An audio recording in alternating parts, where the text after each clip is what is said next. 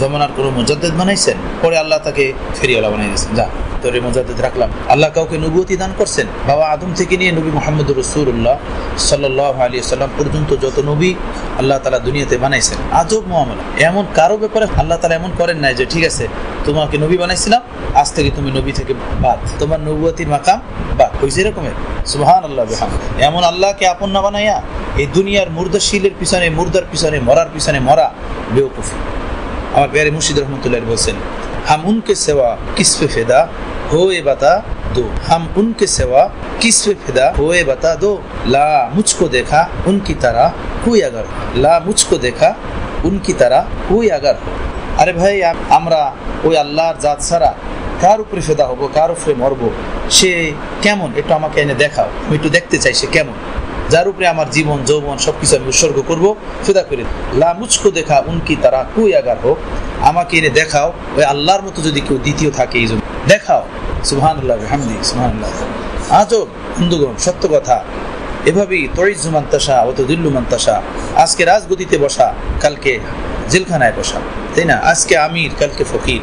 কিন্তু দেখো এই জনগণ, এই দুনিয়ার গোলামি, এই দুনিয়ার রাজতন্ত্র, এই দুনিয়ার গণতন্ত্র এর কেমনে উঠায় আর কেমনে ফেলায় এই জনগণ তারাই, যারা একদিন ভোট দিয়া বা সাপোর্ট দিয়া যে কোনো ভাবে গদিতে বসাইছে, তাই না? আবার আজকেই তারা নামাইছে।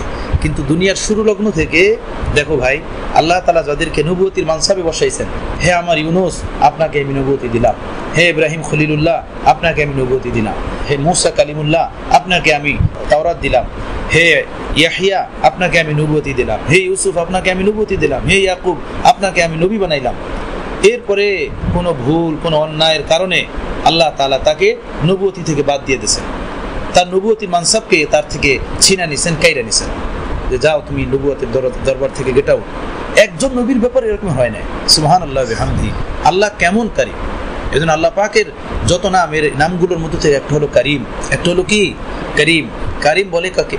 করিম হলো ওই সত্তাকে বলা হয় যিনি বিশাল বড় আজরে আজিম দান করেন সামান্যতম একটু নেকের উপরে, কাজের উপরে, বিশাল বড় আজরে আজিম।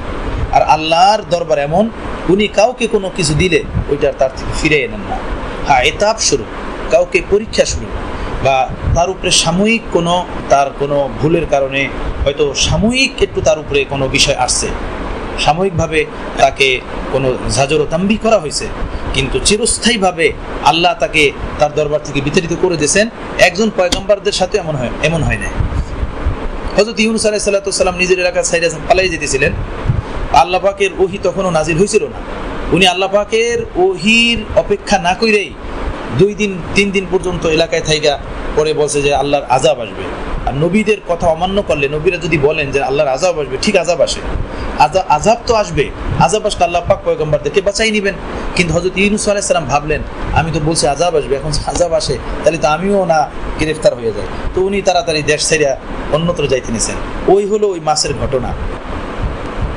আলেম ওলামাদের হামেশা জবানকে নিয়ন্ত্রণে রাখা দরকার। নাম নেওয়া, এদের প্রেসিডেন্ট, প্রাইম মিনিস্টার, হ্যাঁ, এমপি মন্ত্রীদের নাম না নিয়ে সাধারণভাবে বলা দরকার।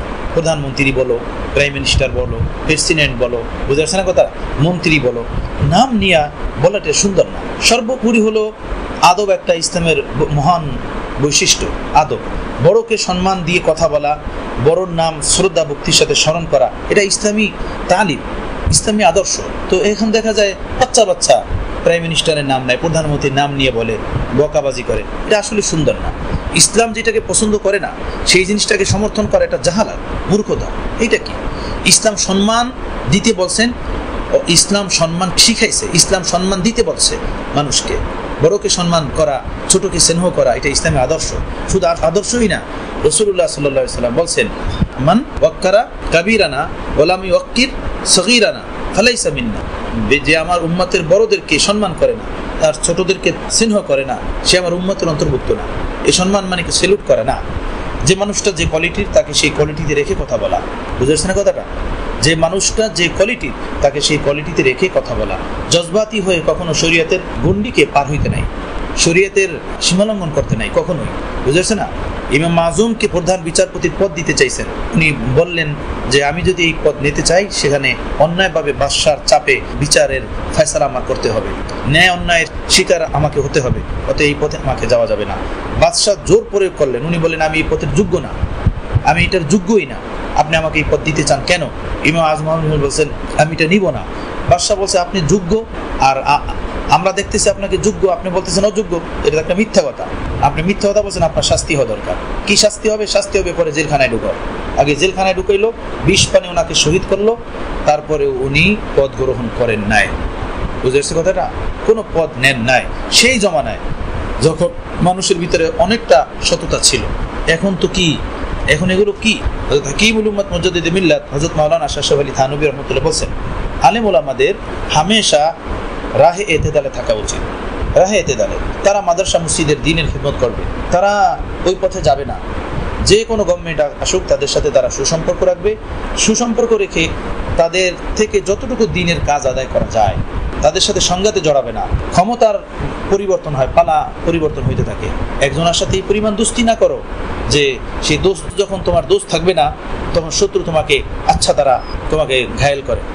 নবী আলাইহিস সালাতু ওয়াস সালাম সেই 1400 বছর আগে বলছেন, আহবিব হাবিবাকা হাওনান মা, কাউকে ভালোবাসলে নিয়ন্ত্রণে রেখে ভালোবাসো, কেন হইতে পারে আসা ইয়াকুনা বিগাইজিকা ইয়াউমাম্মা, একদিন তোমার এই দুশমন হয়ে যাবে। আর কারোর সাথে দুশমনি করলেও এইটাও এতেদালে থাইকা, সীমা রেখার ভিতরে থাইকা তার সাথে দুশমনি করো, হইতে পারে এই দুশমন তোমার বন্ধু হয়ে যাবে। দুশমন কি হয়ে যাবে? বন্ধু হয়ে যাবে। তখন লজ্জিত হইতে হবে, অপমানিত হইতে হবে, তাই না? প্রিয় রসুলের কি তালিম, আজব, বহুত হয়রান লাগে প্রিয় রসুলের তালিমের উপরে। এজন্য ভাই আমাদের মাদ্রাসা কিন্তু একটা ঐতিহ্যের উপরে কায়েম, একটা নজরিয়াতের উপরে কায়েম ও দায়েম, হাকিমুল উম্মাতের উসুল ও জওয়াবিতের উপরে কায়েম, করাচি রহমতুল্লাহ আলাইহির দরদে দিলের উপরে কায়েম ও দায়েম। বুঝে আসছে ভাই? আমরা রাজনীতিক নাজায়েজ ও হারাম এগুলো আমরা কিছু বলি না, এটার সাথে আমাদের কোনো সম্পৃক্ততা নাই। আমাদের সম্পৃক্ত তালিম, তরবিয়াত, আমল, কান্নাকাটি, চোখের পানির সাথে। যারা করেন এটা তাদের জন্য মঙ্গলকামী হোক। আমরা আমাদের নীতিমতো চলবো। সবাই একটা নীতিমালা থাকে, আমাদের নীতিমালা হলো এটা। বুঝে আসছে ভাই? কোরআনে রাজনীতিক নাই, সেটার কোনো বিষয় এখানে না। হাদিসে নাই, সেটার কোনো বিষয় এখানে না। নবী আউলিয়াউল্লাহ করছেন কিনা সেটার বিষয় এখানে না, সেটা যার যার জায়গায় তার তাই। আমাদের মাদ্রাসার নীতি হলো এটা। বুঝতে পারছেন না কথাটা? তো ভাই এই হলো অবস্থা দুনিয়ার। আজকে রাজা, কালকে দেশ থেকে পালানো, আজকে সে প্রাইম মিনিস্টার, কালকে সে জেলখানায় বন্দী, আজকে এই দুনিয়ার অধিপত্য, কালকে কবরে শুয়ে আছে। এই হলো দুনিয়া। এমন দুনিয়ার পিছনে মহিরা ভালোবাসা দিয়া কোনো লাভ নেই। এমন আল্লাহকে ভালোবাসা উচিত যিনি চিরঞ্জীব, হাইয়ুন কাইয়ুম, হাইয়ুন কাইয়ুম লা তাখুযুহু সিনাতুন ওয়ালা নাওম, যার চোখে বিন্দুমাত্র তোমরা আসে না, যার হাইয়ুন কাইয়ুম নামের উসিলায় আসমান ও জমিন, পাহাড় ও পর্বত, হাজার হাজার বেহরবার সব কায়েম ও দায়েম। বুঝে আসছে বন্ধুরা? হ্যাঁ, এই জন্য আল্লাহর সাথে সম্পর্ক গভীর রাখা, ওই আল্লাহকে আপন বানাইয়া চলা, সর্ব অবস্থায় আমার সাথে। পানির তলে ডুব দিলেও সেখানে আমার সাথে আমার মাওলা, তাই না? সুবহানাল্লাহ ওয়া বিহামদিহি। আমি যদি ছাদে উঠি সেখানে আমি আল্লাহ, গাছে উঠি সেখানে আমার আল্লাহ, আমি রাতের অন্ধকারে ঘর থেকে বের হয়ে দাঁড়াই কোথায় সেখানে আমার, জঙ্গলে যাই সেখানে আমার আল্লাহ, আমি নদীতে যাই সেখানে আমার আল্লাহ, গাড়িতে বসি সেখানে আমার আল্লাহ, অফিসে বসি সেখানে আমার আল্লাহ, দর্শে বসি সেখানে আমার আল্লাহ, তাই না? আল্লাহ এমন জাত যিনি সর্বদাই সাথে থাকেন। হুয়া মাকুম আইনামা কুনতুম, ওনাকে সাথে নিয়ে চলা দরকার। উনি যেভাবে খুশি থাকেন সেই খুশিটাকে দায়মি খুশি বানাইয়া চলা দরকার। ওনার খুশির বিপরীতে গিয়ে এমন খুশি মুমিনের শান না যেটার দ্বারা আল্লাহ রাজি হয়ে যাবে, এমন খুশি উদযাপন করা এটা মুমিনের শান না। আমাদের ফায়দা হবে কোরআন সুন্নাহ মতো জীবনযাপন করার দ্বারা। এজন্য অনেক সময় অনেক কিছু হয়ে যায়, দেশে কি হয়ে যায় কিছু বলা যায় না। হামেশা এটা স্মরণ রাখবা, ফোনে কথাবার্তা কি নিয়ন্ত্রণে, রাস্তাঘাটে যাবা, বাজারে যাবা, কথাবার্তা নিয়ন্ত্রণে, কোনো দরকার নেই। একজন আলেম হিসাবে আমার কথা ওই মাপের হওয়া উচিত। একজন হাফেজ সাহেব হিসাবে, দিনদার হিসাবে আমার কথা সেই ওজনওয়ালা হওয়া উচিত। বুঝেছেন না কথাটা? হ্যাঁ, আমার ভিতরে কিছু থাকতে পারে, সেটা আমার ভিতরে থাকবে। আমি আমার শান, মান, ইজ্জত রেখে আমি কথা বলবো। আমরা দোয়া করবো আল্লাহর কাছে, আল্লাহ দেশকে শান্তিতে রাখেন, ভালো রাখেন, আমরা ভালো থাকি, জনগণ ভালো থাকে, মুসলমানের ভিতরে খুন খারাপি না হয়, হানাহানি, মারামারি, কাটাকাটি না হয়। একজন মুসলমান হিসেবে এটা কামনা করি, একজন দেশবাসী হিসেবে এটা কামনা করি। আমার তোমার এর দ্বারা কোনো পথ বাড়বে না। এই আলোচনা সমালোচনা গীবতের অন্তর্ভুক্ত। বুঝতে পারছেন না কথাটা? এগুলোকে নিয়ন্ত্রণে রাখা, চোখ জবানকে নিয়ন্ত্রণে রাখা, এটা খেয়াল করা। মানে ফেসবুক, ইউটিউব এগুলো দেখা, টিভি দেখার মধ্যে কোনো ব্যবধান নেই, কোনো ব্যবধান নেই। তুমি আমি যদি ইউটিউব আর ফেসবুক এগুলো দেখতে থাকি, তো তোমার আমার তলে বেলে আমার বাড়ি থেকে কি করবে বলো, কি করবে? এটাও তো একটা টিভির অন্তর্ভুক্ত। এই জন্য খবর ইত্যাদি দেখলে পেপার পত্রিকার ভিতরে সীমাবদ্ধতা করো, এটা সুন্দর না, একদমই সুন্দর না। আল্লাহ আমাকেও মানার তৌফিক দেয়। আমার বন্ধুরা, আমি বলছি আমি তোমাদেরকে নিয়ে জান্নাতের মধ্যে হাঁটতে চাই। বলি এর উপরে যে এই সবগুলো কথার উপরে আমার যে 17 আমল আছে তা না, এই নিয়েতে বলি আল্লাহ যেন আমাকে আমলের তৌফিক দেন, সাথে তোমাদের এগুলো শিক্ষা নসিব হয়। বুঝে আসছে ভাই? এজন্য জবানকে, চোখকে এবং দিলকে এগুলো হামেশা নিয়ন্ত্রণে রাখার ফিকির করা, কথাবার্তা বড় হিকমতের সাথে বলা, সবর শুকরের সাথে বলা, এমন কিছু না বলা যেটা যার দ্বারা আর কিছু না হোক আমার ইমানের ক্ষতি হয়ে যায়, আমার আখলাকের ক্ষতি হয়ে যায়, আমলের বরবাদি হয়। কি ফায়দা? সুবহানাল্লাহ। তুইজ্জু মান তাশা ওয়া তুযিল্লু মান তাশা বিয়াদিকাল খায়র ইন্নাকা আলা কুল্লি শাইইন কাদির। আলা কুল্লি শাই, আলা কুল্লি শাইইন কাদির।